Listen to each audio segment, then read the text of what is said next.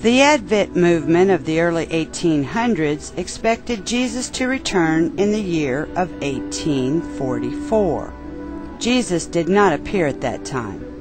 Yet, instead of giving up on what they experienced as a false revival, some within this movement decided that they had the correct date, but had expected the wrong event to occur. The Millerites decided that in 1844, Jesus had entered the second compartment of the heavenly sanctuary and began an investigative judgment of His people. This period would be of very short duration, hence their expectation of His soon coming.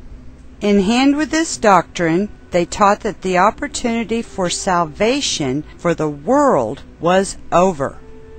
No longer could anyone be saved other than the small group of Adventists who had accepted the Millerite message and the midnight cry. This particular doctrine became known as the shut door. One of the first to propose this idea was O.R.L. Crozier, who states, quote, "In the year 1846, I explained the idea of the sanctuary in an article in an extra number of the Daystar, Cincinnati, Ohio.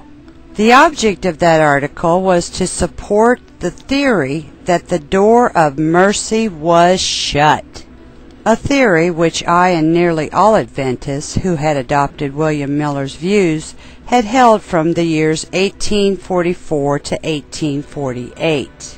Yes, I know that Ellen G. Harmon, now Mrs. White, held that shut door theory at that time," unquote.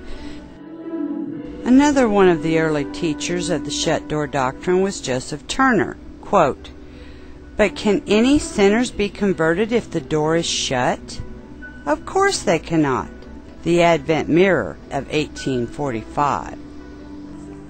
These and men like them led Joseph Bates into accepting the shut door doctrine.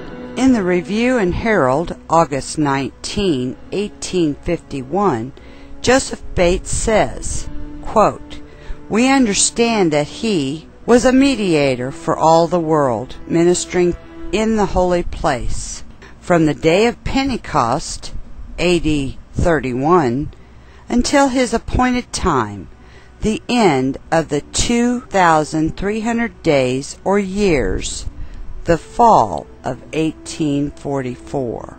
At this point of time, then the door was shut against the Sardis church, aka the Protestant church, and the wicked world," unquote. James White explains the shut door in the same manner. In a May 1850 article of The Present Truth, page 79, James White deals with the shut door subject, quote, "From the best light we could then obtain from the autumnal types, we were very confident that the days would end at the 7th month. When we came up to that point of time, all our sympathy, burden, and prayers for sinners ceased, and the unanimous feeling and testimony was that our work for the world was finished forever. But the sinner, to whom Jesus had stretched out His arms all the day long, and to whom had rejected the offers of salvation, was left without an advocate when Jesus passed from the holy place and shut that door in 1844. This article establishes that James White believed in the shut door. His article was to establish that what they had been preaching for the previous 5 years was correct. Keep in mind the dates on these articles. They range from the fall of 1844 up to 1851. In Selected Messages, Volume 1, page 63, Ellen explains what the term shut door, quote-unquote, originally meant. She admits that she did believe the doctrine like the rest of her associates, but she insists that this was before her first vision, and that her visions corrected the error. Quote, "For a time after the disappointment in 1844, I did hold, in common with the Advent body, that the door of mercy was then forever closed to the world. This position was taken before my first vision was given me. It was the light given me of God that corrected our error and enabled us to see the true position." Ellen also explains the shut door doctrine in The Spirit of Prophecy, Volume 4, page 268.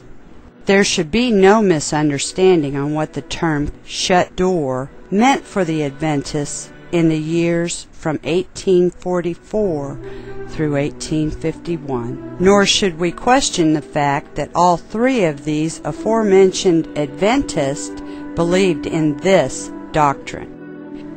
Now, in the previous quote of Ellen White, she tells that she came to this position before she had the vision. And it was actually her visions that taught the group that they had erred. She and her defenders deny that she ever had a vision that supported the shut door doctrine. With just a little investigation, we can see that this is false. First, the clear history of this era teaches us that it took Ellen White 6 years to finally wake up. Is it true that she never had a vision that taught the classic shut door doctrine? Did her visions condemn it as error or support it? If her visions had touted it as error, shouldn't she have been condemning the error all of those years by inspiration and by straightening out her husband, Bates, and the rest? This was not a minor doctrine. This was a doctrine that condemned the world and taught the poor sinners that Jesus was no longer willing to save them. We will see that her visions did give support to the doctrine of the shut door. Ellen White's first vision is claimed for December 1844. It was not printed until it appeared in the Day Star, January 24, 1846, and again in May 1847 in James White's booklet, A Word to the Little Flock.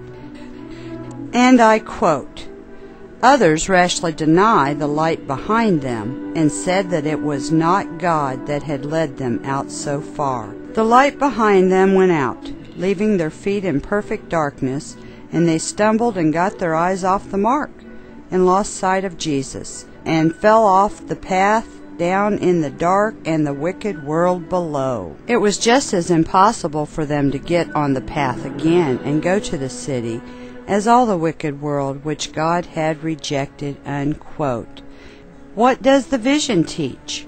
That the faint-hearted Adventists that had left the light had forever lost their salvation, just like the rest of the wicked world. My friend, this is the exact doctrine of the shut door. What did James White say was the effect of the vision? Quote, "When she received her first vision, December 1844, she and all the band in Portland, Maine, where her parents then resided, had given up the midnight cry and the shut door as being in the past. It was then that the Lord showed her in her vision the error into which she and the band in Portland had fallen. She then related her vision to the band, and about 60 confessed their error and acknowledged their 7th-month experience to be the work of God." Unquote. A Word to the Little Flock, 1847, page 22. Now notice what he says. After the failure of October 22nd, the group had given up the midnight cry and shut door, as it was not in the past, but yet future. What turned them around to renew their faith in all of that, including the shut door, was Ellen White's vision.